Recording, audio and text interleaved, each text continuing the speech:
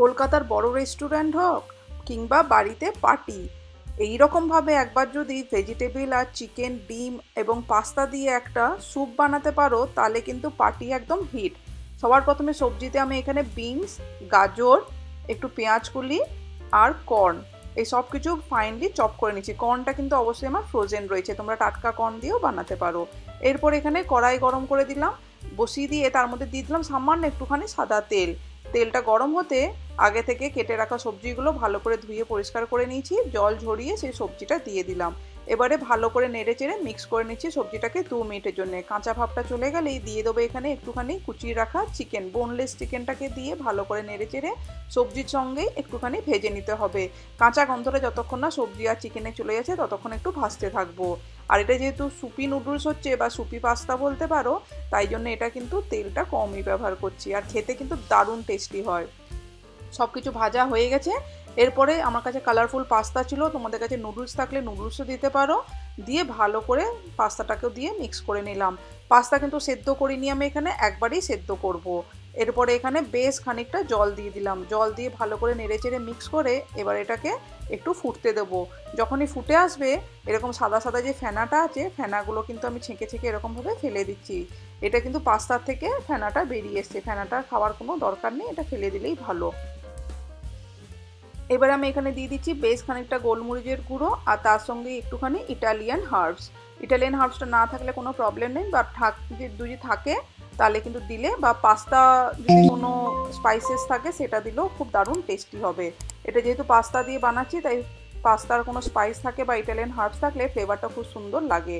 এরপর আমার কাছে এখানে কিন্তু বাজারের একখানা স্যুপ ছিল, মিক্সড স্যুপ ছিল, সেই ভেজিটেবল স্যুপটা সেইটা আমি এখানে দিয়ে দিলাম। এটা দিলে কিন্তু গ্রেভির একটা অন্যরকমই টেস্ট আসবে, কোনো এক্সট্রা কর্নফ্লাওয়ার বা কিছু মিক্স করতে হবে না। আর এবার আমি বাটি ভর্তি করে কিন্তু আরও জল দিলাম, যেহেতু এটা সুপি পাস্তা হবে সেই জন্যে। আর এখানে অনেক রকমের কিন্তু সবজি দিয়েছি, হেলদিও হবে আর চিকেনও দিয়েছি। সব কিছু দিয়ে ভালো করে আমাদেরকে ফোটাতে হবে 5 মিনিটের জন্যে, যাতে স্যুপের যে ইনগ্রিডিয়েন্টসগুলো আছে, ড্রাই ইনগ্রিডিয়েন্টস ছিল, সেইটাও যেন ভালো করে সেদ্ধ হয়, এবং আমাদের যে পাস্তা আর চিকেন সবজি আছে সেটা যেন আরও একটু ভালো করে সেদ্ধ হয়ে যায়, স্যুপের সঙ্গে মিক্স হয়। এখানে কিন্তু হেলদিভাবে বানাচ্ছি আর টেস্টিভাবেও বানাচ্ছি। যখন একদম লাস্টে নামানোর সময় 5 মিনিট যখন হয়ে গেছে ভালো করে সেদ্ধ সব কিছু, নামানো জাস্ট 2 মিনিট আগে আমি একটা ডিম ফাটিয়ে ওপর থেকে দিয়ে দিলাম। এটাকে আরও একটু টেস্টি করার জন্য এগ ড্রপ স্যুপে এরকমভাবেই ব্যবহার করে। আমি কিন্তু এখানে এগ ড্রপ স্যুপের এই যে টেকনিকটা আছে, উপর থেকে ডিমটা ছড়িয়ে দেয় ওরা, এই ডিমটা ভেঙে আমি দিয়ে দিলাম, দিয়ে এবার এটাকে ভালো করে নেড়ে চেড়ে ঘেঁটে দেবো যাতে ডিমটা ভালো করে মিক্স হয়ে যায়। ডিমটা কিন্তু এখানে বয়েলড হয়ে যাবে, ভাজা ডিম দেবে না একদমই, বয়েলড হয়ে গেলে কিন্তু ডিমটা দেখে এরকম সাদা সাদা হয়ে যাচ্ছে। এটা ডিমটা উপর থেকে দিলে কিন্তু আরও টেস্টি হয়ে যায় স্যুপটা। তাই এইরকমভাবে এই শীতকালে একবার পাস্তা, সবজি, চিকেন, ডিম দিয়ে একবার এরকম সুপি পাস্তা বানিয়ে দেখো, কলকাতার যে কোনো বড় রেস্টুরেন্টকেও হার মানিয়ে দেবে। আর যদি পার্টিতে সার্ভ করো সবাই কিন্তু চেয়ে চেয়ে এটাই খাবে। তাহলে বন্ধুরা, এই রেসিপিটা কমপ্লিটলি রেডি করার আগে লাস্টে জাস্ট আর একটা ইনগ্রিডিয়েন্টস দেওয়া বাকি আছে, সেটা হচ্ছে একটুখানি টেস্টি করার জন্য বাটার।